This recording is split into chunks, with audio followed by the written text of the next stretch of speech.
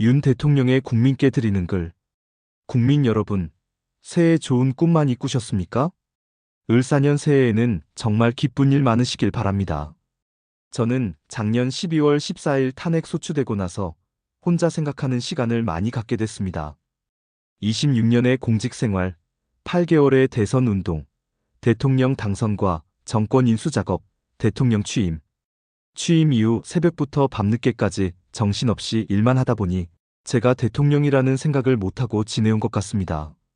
공직 인사, 선거 공약과 국정과제, 현안과 위기, 관리 등 외교, 안보, 경제, 사회 문제를 정말 치열하게 고민하고 토론하고 어려운 결정을 해야 하는 일이 많았습니다. 취임 이후 나라 안팎의 사정이 녹록지 않았습니다. 글로벌 안보 및 공급망 위기, 고물가, 고금리, 고환율의 외생적 경제 위기가 닥쳐왔습니다. 지난 정부의 포퓰리즘 정책에 따른 국가 채무의 폭발적 증가, 부동산 정책 실패에 따른 연끌 가계대출 문제, 소주성 정책에 의한 최저임금 인상 등으로 자영업자와 소상공인, 중소기업 이경영 악화와 대출금 문제 등은 경제 위기를 극복해 나가는데 어려움을 더하였습니다. 주택 가격을 안정적으로 관리하고 글로벌 중추국가, 외교와 경제를 연결하여 해외 시장을 개척하고 수출에 노력한 결과 지난해 역대 최대 수출 실적을 달성하고 우리보다 인구가 2.5배 많은 일본을 거의 따라갔습니다. 1인당 GDP는 지난해 일본을 추월했고요. 한미동맹의 핵기반 업그레이드와 포괄적 전략동맹 강화, 그리고 한일 관계 정상화를 통한 한미일 3국 협력 체계는 우리 경제의 대외 신인도를 든든하게 뒷받침해 주었습니다. 지난 대선 기간, 그리고 취임 후 2년 반의 시간을 돌이켜보면 부족한 저를 믿고 응원해주신 국민 한 분 한 분의 얼굴이 떠오르고 지친 몸을 끌고 새벽 일을 시작하시는 분들, 추운 아침 미래를 준비하기 위해 책가방을 둘러매고 나가는 학생들, 어려운 여건에서 아프고 불편한 몸으로 고생하시는 분들 생각이 많이 납니다. 부지런히 돌아다니고 일하다가 이렇게 직무정지 상태에서 비로소 내가 대통령이구나라는 생각을 하게 되는 것은 이러한 안타까움 때문이 아닌가 싶습니다. 늘 저의 어리석은 결단은 저의 변함없는 자유민주주의와 법치주의에 대한 신념이었습니다. 자유민주주의 아닌 민주주의는 가짜 민주주의이고 민주주의의 이름을 빌린 독재와 전체주의입니다. 민주주의는 개인의 자유를 지켜주기 위한 제도이고 자유민주주의는 법치주의를 통해 실현되는 것입니다. 또 우리 공동체 모든 사람들의 자유가 공존하는 방식이 바로 법치입니다. 법치는 자유를 존중하는 합리적인 법과 공정한 사법관에 의해 실현됩니다. 법치주의는 자유민주주의의 핵심 요소입니다. 자유민주주의는 경제에 있어 자유시장 경제 원리와 결합하여 자율과 창의를 통해 우리의 번영을 이루어내고 풍부한 복지와 연대의 재원을 만들어내며 번영의 선순환을 만들어냅니다. 우리나라는 부존자원이 없지만 훌륭한 인적자원을 가지고 있고 개방적이고 활발한 국제교역을 통해 발전해왔습니다. 오늘날 세계는 안보, 경제, 원자재, 공급망 등에서 모든 나라들이 서로 복잡한 관계를 맺고 있습니다. 우리의 번영을 지속하고 미래 세대에 이어주려면 자유와 법치의 가치를 공유하는 국가들과의 연대가 특히 중요합니다. 우리에게 적대적인 영향력 공세를 하는 국가라면 늘 경계하면서 우리의 주권을 지키고 훼손당하지 않도록 해야 합니다. 외부의 주권 침탈 세력의 적대적 영향력 공작을 늘 경계해야 하는 것입니다. 그렇게 해야 그런 세력의 영향력을 차단하고 우리를 만만히 보지 않도록 하면서 상호 존중과 공동 이익을 실현할 수 있는 것입니다. 우리가 경계하고 조심해야 공동 변형과 평화를 누릴 수 있는 것입니다.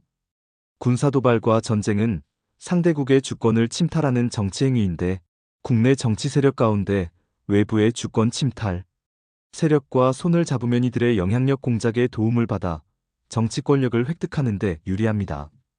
그러나 공짜는 없습니다. 우리의 핵심 국익을 내줘야 합니다. 국가기밀정보, 산업기술정보뿐 아니라 원전과 같은 에너지 안보와 산업 경쟁력 등을 내주고 나아가 자유의 가치를 공유하는 국가들과의 연대를 붕괴시키고 스스로 외교 고립화를 자초합니다. 국익에 명백히 반하는 반국가 행위를 하는 것입니다. 이런 세력이 집권 여당으로 있을 때뿐만 아니라 국회의석을 대거 점유한 거대 야당이 되는 경우에도 국익에 반하는 반국가 행위는 계속됩니다.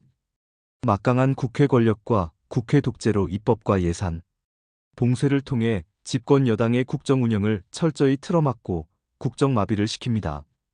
여야 간의 정치적 의견 차이나 견제와 균형 차원을 넘어서 반국가적인 국익 포기, 강요와 국정 마비, 헌정 질서 붕괴를 밀어붙입니다. 이건 남의 나라 이야기가 아닙니다. 바로 대한민국의 현실입니다.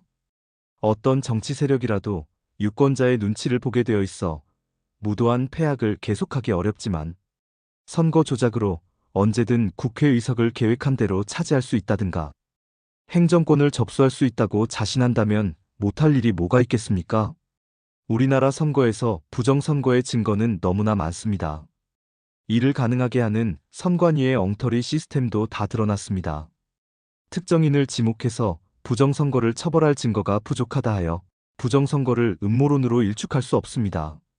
선거소송의 투표함, 검표에서 엄청난 가짜 투표지가 발견되었고 선관위의 전산 시스템이 해킹과 조작에 무방비이고 정상적인 국가기관 전산 시스템의 기준에 현격히 미달한데도 이를 시정하려는 어떠한 노력도 하지 않을 뿐 아니라 발표된 투표자 수와 실제 투표자 수의 일치 여부에 대한 검증과 확인을 거부한다면 총체적인 부정선거 시스템이 가동된 것입니다.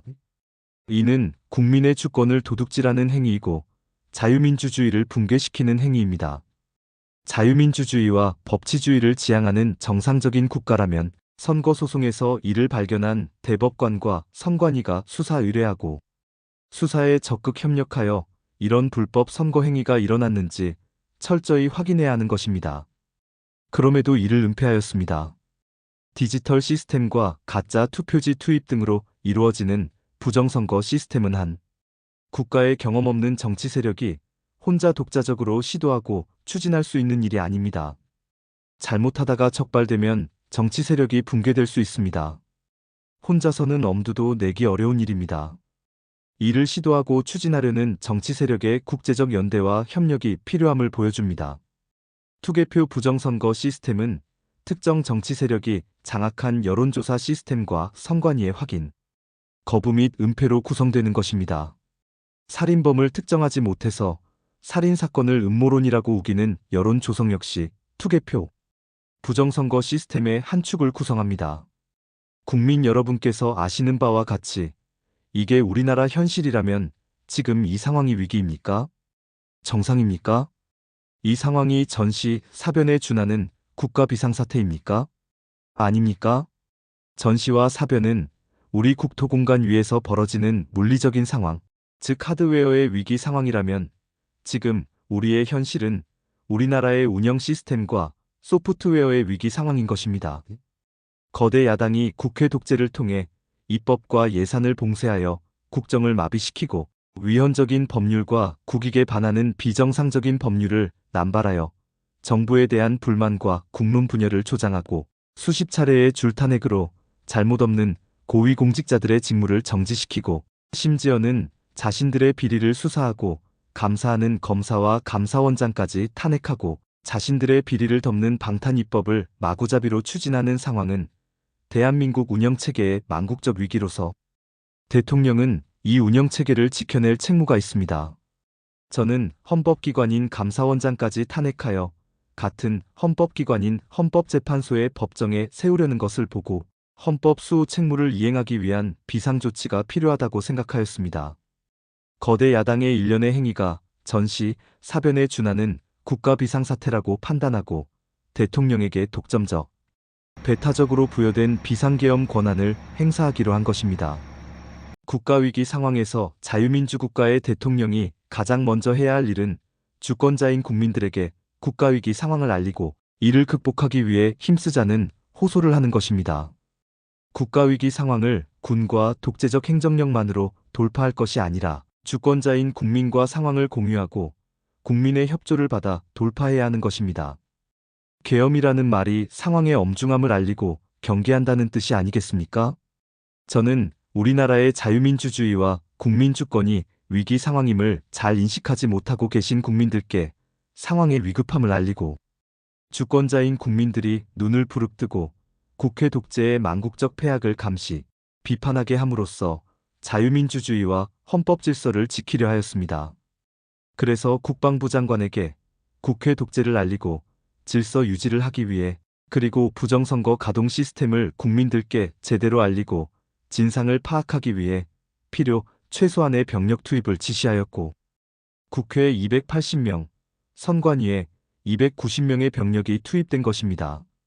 국회에 투입된 280명의 병력은 국회 마당에 대기해 있다가 그리고 선관위에 투입된 병력은 수십 명의 디지털 요원만 내부 시스템에 접근하고 나머지는 외부에 대기해 있다가 계엄 선포 2시간 30분 만에 국회에 계엄 해제 요구 의결이 있자 즉각 철수하였고 아무런 사상자나 피해 없이 평화롭게 마무리되었습니다. 국민 여러분, 계엄은 범죄가 아닙니다. 계엄은 국가위기를 극복하기 위한 대통령의 권한 행사입니다. 병력 투입 시간이 불과 2시간인데 2시간짜리 내란이 있습니까? 방송으로 전 세계, 전 국민에게 시작한다고 알리고 3시간도 못 되어 국회가 그만두라고 한다고 병력 철수하고 그만두는 내란 봤습니까? 합참 계엄과 계엄 매뉴얼에 의하면 전국 비상계엄은 최소 6 내지 7개 사단 병력 이상, 수만 명의 병력 사용이 전제되어 있습니다. 국방부 장관은 합참에서 작전부장과 작전본부장을 지낸 사람으로 이런 걸 모를 리 없습니다. 계엄의 형식을 빌린 대국민 호소이기 때문에 소규모 병력을 계획한 것입니다. 국회의원과 국회 직원 등은 신분증 확인을 거쳐 국회 출입이 이루어졌으므로 계엄 해제 요구 결의안 심의가 신속하게 진행되었고 본관과 마당에는 수천 명의 사람들이 오히려 280명의 군을 에워싸고 있었습니다. 병력 철수 지시에 따라 군은 마당에 있던 시민들에게 공손히 인사하고 철수했습니다. 국회를 문 닫으려 한 것입니까? 아니면 폭동을 계획하기랬습니까? 하지만 최근 많은 국민들과 청년들이 우리나라의 위기 상황을 인식하고 주권자로서 권리와 책임의식을 가지게 된 것을 보고 있으면 국민들께 국가위기 상황을 알리고 호소하길 잘했다고 생각되고 국민들께 깊은 감사를 느끼게 됩니다. 저는 대통령에 출마할 때부터 우리나라의 대통령이라는 자리가 영광의 길이 아니라 형극의 길이라는 사실을 잘 알고 있었습니다. 하지만 이 나라의 자유민주주의를 반듯하게 세우고 자유와 법치를 외면하는 전체주의적 이권 카르텔 세력과 싸워 국민들에게 주권을 찾아드리겠다고 약속한 만큼 저 개인은 어떻게 되더라도 아무런 후회가 없습니다. 제가 독재를 하고 집권 연장을 위해 이런 식으로 계엄을 했겠습니까? 그런 소규모 미니 병력으로 초단시간 계엄을 말입니다. 국민 여러분께서는 이 계엄이 헌법을 수호하고 국가를 살리기 위한 것인지 아닌지 잘 아실 것으로 저는 믿습니다. 국회 독재의 폐악에 대해 헌법 수호 책무를 부여받은 대통령으로서 당연히 저항하고 싸워야 하는 것입니다. 국가 기능을 정상화시키고 자유민주주의를 지키기 위해서입니다. 자유민주주의를 경시하는 사람들이 권력에 칼자루를 쥐면 어떤 짓을 하는지 우리나라가 지금 심각한 망국의 위기 상황이라는 제 판단이 틀리지 않았다는 씁쓸한 확신이 들게 됩니다. 법은 자유민주주의의 헌법 정신을 실현하기 위해 만들어져야 하고 일단 만들어진 법은 다수결의 지배가 아니라 소수자 보호와 개인 권익 보호에 철저를 기해야 하는 것입니다. 저는 검찰총장 시절 민주당 정권의 이런 무법적 폐악을 제대로 겪었습니다. 이렇게 되면 법률가, 법조인은 정치 권력의 하수인으로 전락하는 것입니다. 하지만 국민 여러분, 힘내십시오. 주권자인 국민 여러분께서 확고한 권리와 책임의식을 가지고 이를 지키려고 노력한다면 이 나라의 미래는 밝고 희망적입니다. 국민 여러분, 감사합니다.